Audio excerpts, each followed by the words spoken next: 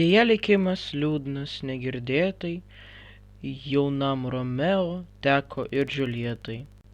Sveiki, šiandien aš kalbėsiu apie autoriaus Williamo Shakespeare'o 16 amžiaus pjesės Romeo ir Džiuljetą geografinį kontekstą pagal mokyklinį lietuvių kalbos ir literatūros projektą Jausmų galia. Paragrafas 1. Vieta bei miestas. Verona yra senas ir labai gražus miestas su savo daugiametę ir net daugiaamžę istorija. Šiame mieste ir vyksta pjesės veiksmas. Veronos mieste yra pastatytas muziejus pjesės garbei.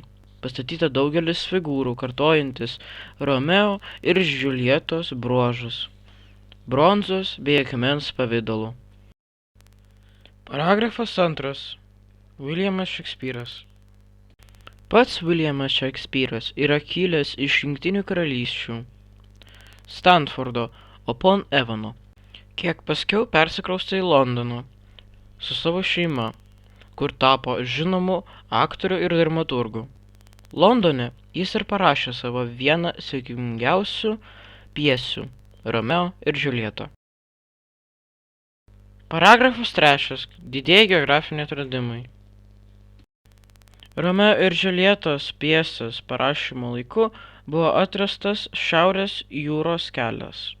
Šiaurės jūros kelias, Šiaurės jūros koridorius, yra trumpiausias jūrų kelias iš šiaurinės Europos dalies į artimuosius rytus. Jį 1594 metais atrado Williamas Barensas. Taip pat savo ekspedicijoje iš 3 laivų atrado ir pirmą kartą raštinėme šaltinyje paminėjo Baltąjį lokį. Apibendrinimas.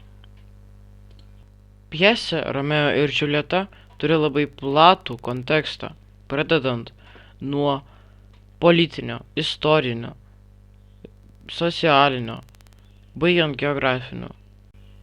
Kartais, jeigu žiūrėti kontekstą taip, kaip reikia, galime suprasti daug ką apie žmogų, laiką, netgi geografiją.